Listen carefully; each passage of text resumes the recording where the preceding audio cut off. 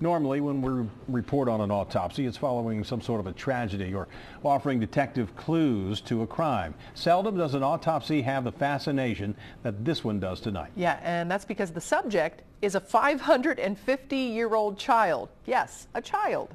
A mummy, to be exact. And Local 12's Brad Underwood is live at Children's Hospital with what they've learned. I can't wait to see and hear about it, Brad. Well, good evening, Kevin. The tests were successful at Children's Hospital tonight. The mummy got a couple of x-rays and underwent a CT scan. Now, these types of tests and procedures, they're very common. They're done thousands of times a year here at Children's Hospital. But this is the first time that these procedures have ever been done on a mummy this small. It's not every day you see someone brought in the front door of a hospital in a box. But what's inside the box? Curled up in the fetal position, a mummy, estimated to be 560 years old. It was found buried in the Peruvian desert, and it's probably 2 to 3 years old, but beyond that, we don't know how it died. We don't know anything about its life.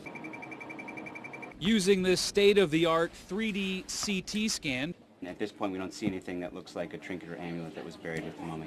doctors at Children's Hospital and scientists will soon get some of those answers. Right off the bat, Dr. Andrew Trout is able to see bone structure and organs. So we could see dried out lung, it looks like, and some of the dried out abdominal organs, I presume liver. But again, all the soft tissues are very dried out at this point, so the bone detail is what we can see just exquisitely on the CT scan as well as on the radiographs. The big questions: the gender and the age of the mummy at the time of death. Doctors do know this is a natural mummy. Instead of being wrapped like some, mummification occurred in the ground after burial. Every day here we're doing research on live, living young children and working toward the future of imaging of children. This is an opportunity for us to sort of take a step back, do something a little bit more fun, partner with community people, and look actually back into the past. Now, according to doctors, it's going to be a couple of weeks, a few weeks before they can actually understand the results of some of these tests. But one of the doctors told us earlier tonight that they did see some on the skull, that it was elongated, a practice in many cultures hundreds of years ago in South American countries like Peru, where they believe this mummy came from. Reporting live at Children's Hospital, Brad Underwood, Local 12 News. Cammie? Did I miss something? Did they say if it was a boy or a girl, Brad?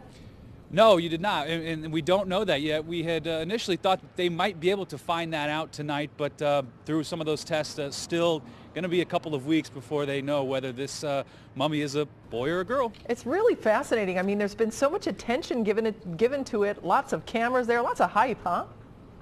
There was a lot of hype. I mean, you had scientists, people from the museum, doctors, big shot doctors in here wanting to get a look at this mummy and to see these new images that have never been taken before of this mummy. Yeah, cool stuff. All right, Brad, thank you. And the mummy is on display at the Cincinnati Museum Center as part of the Mummies of the World exhibit, which runs through April.